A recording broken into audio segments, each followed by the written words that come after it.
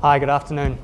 First of all, I just want to say, isn't this just the most amazing event? I think the take-up that cloud computing is seeing is just absolutely phenomenal. And certainly for us, it's been one of those things that's just really enabled our platform. And it's really exciting to see so many people here today. So thank you so much for Amazon for, first of all, holding the event, and also for allowing us to come along and have a bit of a talk to you all. So let me just set the scene here. It's 2011. The world population has just reached 6.8 billion people on the planet. But out of all of those 6.8 billion people, there's only 2 billion of them connected to the internet currently. And that means 70% of the world's population is connecting or yet to connect, coming online very, very rapidly. And if you look at this chart here, you can actually see around the globe, the majority of the internet penetration is still taking place in America and Europe. If you look at Latin America, Asia's only got 20% internet penetration. If you look at Africa, only 1 in 10 people currently has an internet connection. That's just amazing if you think about that compared to the kind of stuff that we're used to here in Australia. But at the same time, over that period from 2000 to 2010, the world average rate of internet growth is 445%. And relative to here us in Australia, we're only at 179% over that 10-year period. But if you again look at Latin America, if you look at the Middle East, 1,800% internet growth in that 10-year period. If you look at Africa, 2,357% growth.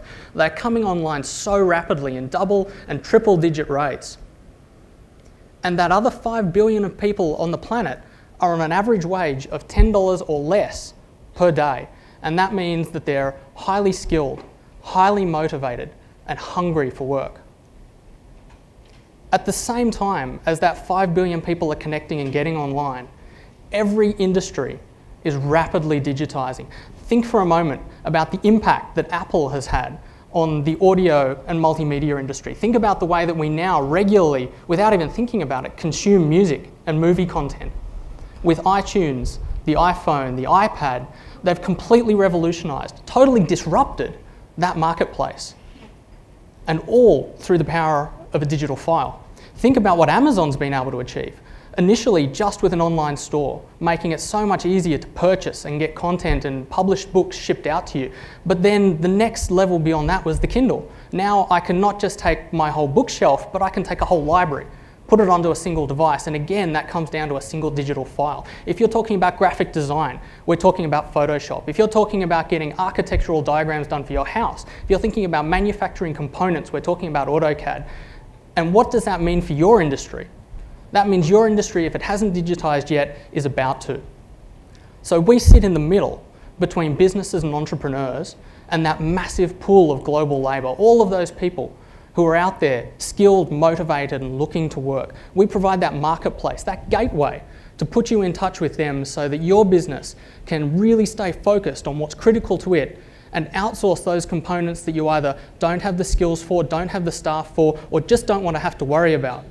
It's all about empowering those entrepreneurs, giving extra opportunities to business so that they can do what they really need to do best and focus on their own growth.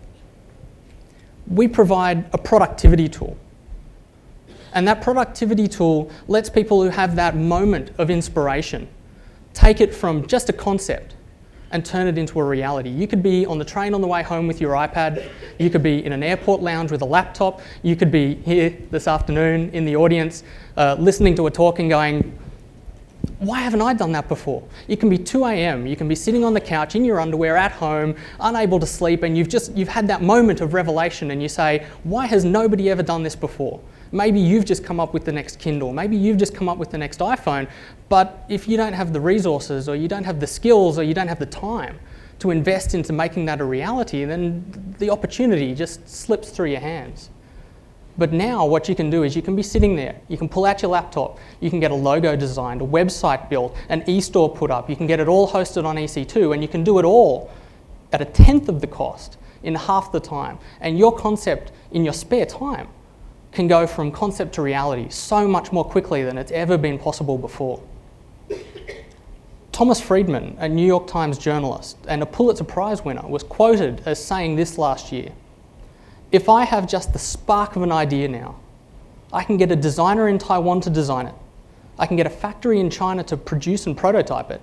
I can get a factory in Vietnam to mass manufacture it. I can use Amazon.com to handle fulfillment, and we heard about that earlier today. I can use freelancer.com to find someone to do my logo and manage my backroom, and I can do all this at incredibly low prices. The one thing that is not a commodity and never will be is that spark of an idea. So a little bit about Freelancer ourselves. So we started in 2004, and today we are actually the world's largest outsourcing marketplace with over 2.6 million users worldwide, represented in over 234 countries and regions. And that means almost 1 million posted projects to date, representing over $95 million worth of funds spent through our site to get work done. But at the same time, if you think about what I've been telling you, if you can get work done at 1/10 of the price, that really represents more than $500 million to $1 billion worth of money that's been saved. And that money is being reinvested back into those same businesses to keep that growth going, to accelerate growth, to tackle new challenges and take on new ways of doing business and reaching out into new markets. And because of the success and the traction that we've been able to achieve with these simple concepts, we're now one of the top 250 websites globally. But when we started out, we were a different sort of beast to the one that we are today. When we started out, we had a fully physical, dedicated infrastructure, but we also had a vision for where we wanted to go. We knew at that time, 2 years ago, that we wanted to be the largest outsourcing marketplace in the world. But to get there, we were going to have to move very, very quickly. We were going to have to be innovative, and we were going to have to do it in a way that meant that we could scale up at the drop of a hat. And for us, we knew, starting out at that point, that that had to mean cloud computing for us, because we had all these standard experiences with racking infrastructure and dying disks, and we knew that to be able to actually move forward and really focus down on the thing that was critical to us, we had to outsource that. We had to be able to offload all of that additional work that we knew wasn't core to what we were trying to achieve. And at the same time, we also recognise a certain symmetry, a balance between what we're about and our mission and what cloud computing is all about. Cloud computing is all about taking that hardware, that infrastructure, and taking it away, abstracting it away from what you do day to day. In the same way that for us, it's all about providing that extra labour, those additional resources, those extra skills that you don't currently have on staff or that you don't have on tap. And for us, that just really felt like two sides of the same coin. And if that's the way that we see ourselves, then cloud computing was going to be a great fit for us as well. At the same time, it was also about focusing on our strengths. We're quite a technical company. We do a lot of our own software development. We're very talented and skilled at handling databases and scaling infrastructure. But at the same time, we wanted to be able to focus on that. We didn't want to have to worry about that hardware component. We really felt that that was something that just wasn't critical to our business. And as a result, we were more than happy to move ahead. And at the same time, looking around, back then, it was certainly a younger marketplace, and Amazon definitely had the most mature product available to us. At the same time, they're also a very engaged technical player. We'd read all the articles on Dynamo, we'd seen what had been achieved with S3, high reliability, high availability storage, and we also knew that Amazon was using its own technology. And there's a certain confidence that you can only get from somebody who's heading in that same direction as you are. Amazon was out there pushing EC2, but using it themselves, pushing S3 and developing and innovating on that platform, but also using it themselves. And for us, that was a clincher. When you can work with a partner that's heading in the same direction as you are, you absolutely jump on board. The final one's a bit more of a technical point, but one that I'm really fond of, because I think the ability to treat infrastructure as an application is a really powerful concept. What you want to be able to do is not just take away that hardware component, but still be able to direct and create what you're doing in that space. And for us, the ability to spin up instances through a function call, the ability to launch databases, create additional storage, attach it to hosts, deploy new static IP addresses, all by writing scripting and code, or as simply as interacting with a web interface, is just a fantastic feature.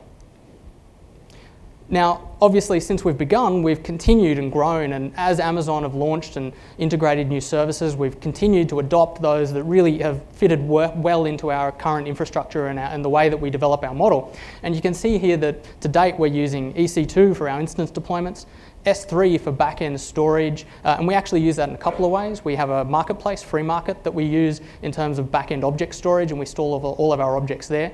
We also have CloudFront to sit in front of that as a CDN. We have EBS, obviously, as our persistent storage for our instances, and IAM